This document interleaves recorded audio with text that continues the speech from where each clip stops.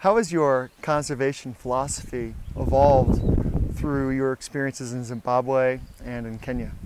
I was very idealistic when I started out. I think most people are. And I was much more preservationist in my thinking in terms of, I hated having to kill anything or anything dying, or I wasn't very pragmatic. And I think through working in the field, one thing that you get is much more pragmatic. And you realise that actually, there's very little room for keeping things just because they're aesthetically pleasing.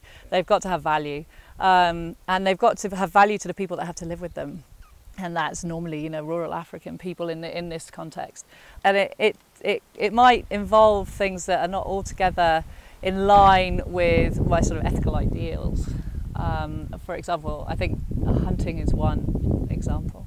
And I know I would have been absolutely dead against any form of hunting before, and then when I come here I realise that there are some benefits to it. I mean, there's all sorts of problems with it too.